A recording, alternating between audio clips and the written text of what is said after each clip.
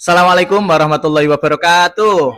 Ya, selamat datang kembali di podcast Ngobrol Islami bersama saya Muhammad Candi dan dengan beliau ada Gus Muhammad Alawi atau yang lebih dikenal dengan Gus Awi.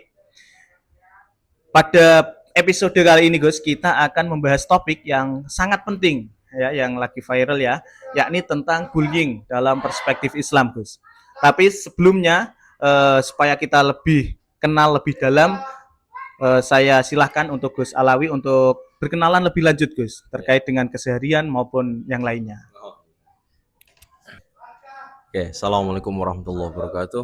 Waalaikumsalam. Bismillah, alhamdulillah, salatu wassalamu rasulillah wa ala alihi washabihi wa maulah. La hawla wa la quwata illa billah, ma ba'd.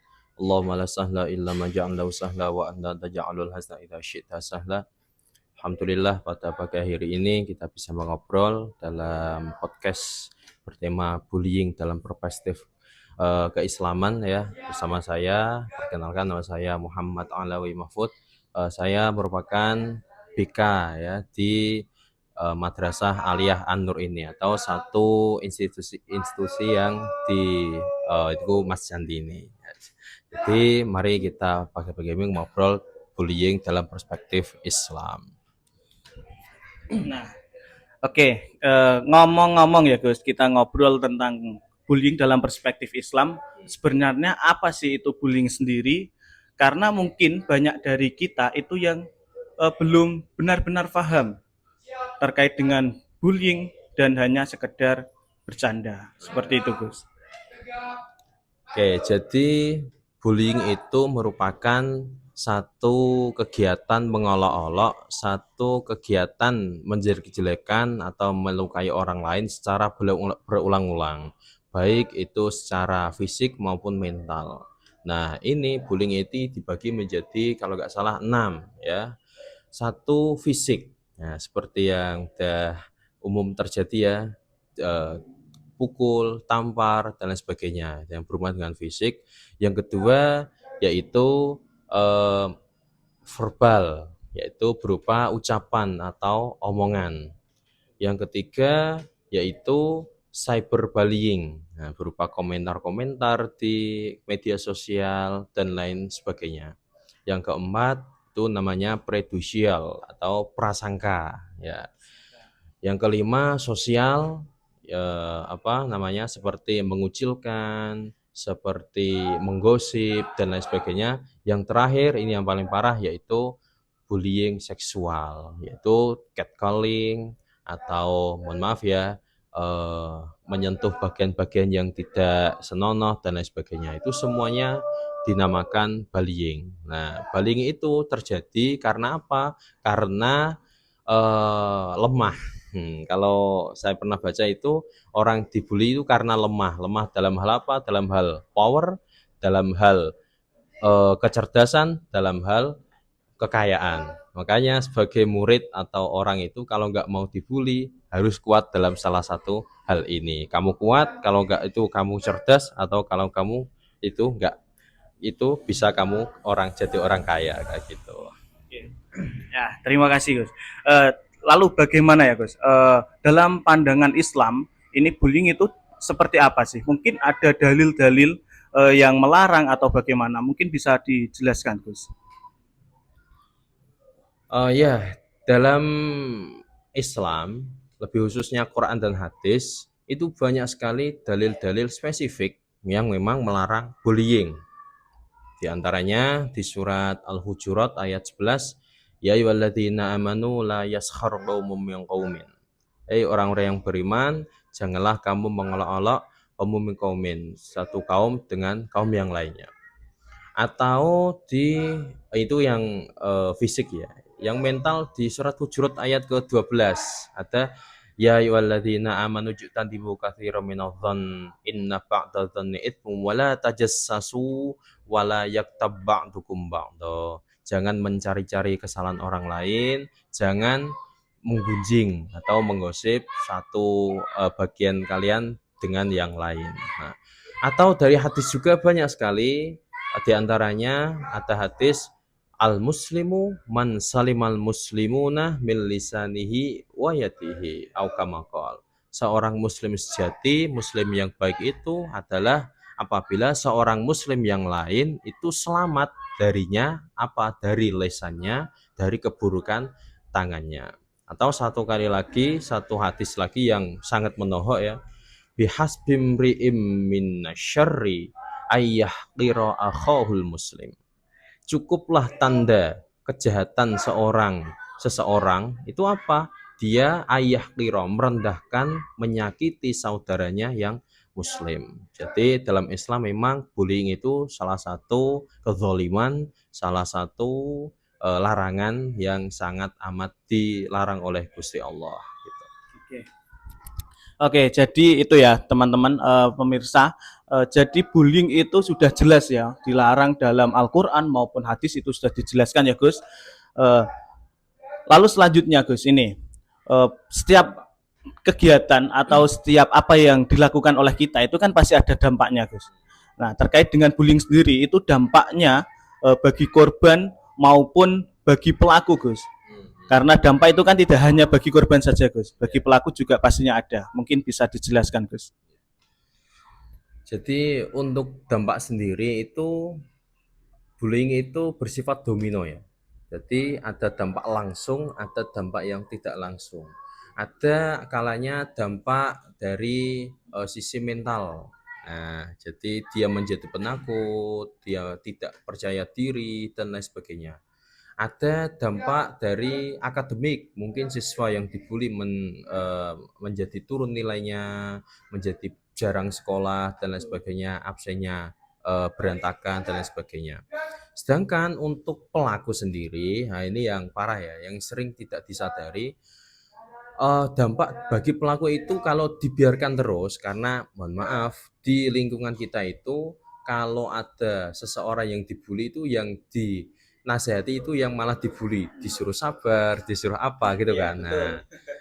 Nah, bagi pelaku itu kalau dibiarkan terus dia akan menjadi orang yang kasar, orang yang seenaknya sendiri, dan orang yang selalu merasa benar, tidak ada kesalahan. Karena apa? Dia sudah terbiasa untuk menyakiti orang lain, berbuat kesalahan eh, tanpa ada yang mengingatkan. Nah, kayak gitu. Jadi memang dampak bullying ini bersifat domino ya, tidak bisa dirasakan langsung, tapi nanti kalau bersifat akumulatif, nanti kalau sudah kalau sudah puncaknya itu sangat-sangat berbahaya. Oke. Jadi dampak untuk bullying ini ya dari pelaku maupun dari yang korban ini sangat apa ya? Mungkin sangat fatal. Bisa jadi dari korbannya itu sampai depresi ya Gus. Mungkin dari lingkungan sekolah itu nggak mau sekolah atau mungkin menyendiri dan lain sebagainya. Dan juga bagi pelaku ini juga sangat fatal juga Gus kalau kita terus-menerus melakukannya. Jadi mereka merasa super power ya Gus karena nggak ada yang mengingatkan tadi. Oke. Lalu Gus, misal mungkin kita bicara di lingkungan sekolah ya Gus. Itu kan ada siswa, misal ini ada siswa dia itu berpakaian ala kadarnya, mungkin mohon maaf dari keluarga yang sederhana Gus. Lalu dia diejek, terus mungkin dari sosial dia dikucilkan, tidak punya teman. Bagaimana Gus? Seharusnya kita memposisikan diri ketika kita melihat hal seperti itu Gus. Ya, untuk kalau dari sudut pandang kita sebagai murid, nah itu orang-orang seperti itu seharusnya tidak dikucilkan, tidak didiskriminasi.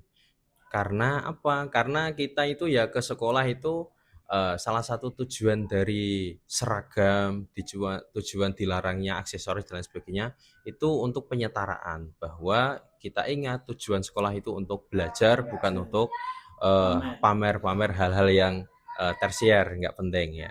Yang pertama. Yang kedua, jangan sampai orang-orang seperti itu merasa terkucilkan. Jangan sampai orang-orang seperti itu merasa, oh aku kok gini ya. Dengan apa caranya? Ya dengan biasa aja bergaul dengannya. Jangan terlalu mengekspresikan kasihan karena dia juga akan gimana gitu. Kalau merasa kasihan nanti tambah. Tambah, oh aku kok gini amat ya kayak gitu. Juga jangan mendiskriminasi kelemahan dia. Jadi biasa aja, berteman seperti biasa. Untuk guru, eh, solusinya atau caranya yaitu dengan orang-orang atau murid seperti itu ya tidak boleh dibedakan dengan murid-murid yang lainnya. Sama saja karena bullying ini itu masuk bab persetaraan lah ya. Karena bullying itu terjadi karena mungkin perbedaan. Nah, perbedaan apa kayak gitu, status dan lain sebagainya. Nah, Oke. Jadi mungkin gini ya, Gus. Jadi bullying itu bisa kita cegah atau kita meminimalisir lah. Itu ada dari guru, dari siswa, ya kan? Pokoknya di lingkungan sekolah itu kita harus mendukung. Tidak hanya dari guru saja menasihati atau menghukum ya mungkin barangkali, tapi dari siswa yang menjadi korban maupun yang menjadi pelaku itu juga harus kita tindak lebih lanjut lagi, Gus. Oke. Mungkin itu ya teman-teman pemirsa. Jadi tentang bullying itu dampaknya sangat amat sangat amat fatal. Jadi mungkin dari kita bisa memulai untuk perubahan di lingkungan kita masing-masing. Satu lagi, Gus, mungkin pesan untuk para teman-teman kita semua yang melihat podcast ini, Gus, supaya tidak ada bullying lagi di sekolah maupun di rumah, Gus.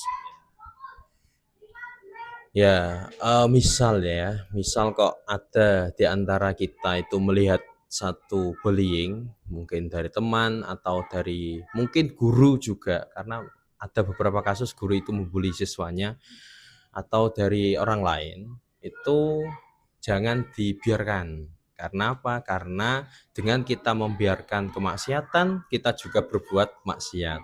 Rasulullah pun bersabda, "Man ra'a minkum mungkaran," barang siapa dari kalian yang melihat kemungkaran, falyughayyirhu biyadihi. Jika kamu bisa, ubahlah dengan tangan. Fa illam yastati fa bilisani. Kalau enggak bisa dengan lisan. Fa illam yastati fa biqalbi. Kalau nggak bisa ya dengan hati. Wadzalika adhaful iman. Maka kalau kalian atau kita melihat bully, jangan dibiarkan. Kalau kita bisa mencegah, cegahlah. Kalau nggak bisa, ya kita melapor ke yang lebih mempunyai wewenang. Nah, ya berwenang. Ya. Karena apa? Kalau kita misalnya mengubah kemungkaran malah berbahaya kepada diri kita, itu nggak boleh. La dororo wala diror, kata Kanjeng Nabi. Malah bahaya ini kita sendiri. Mending lapor ke yang berwenang. Lah untuk pesan-pesan supaya kita tidak supaya kita mempunyai ekosistem lingkungan yang kondusif anti bullying itu apa ya, kita selalu menanamkan konsep ukhuwah, kisah persaudaraan.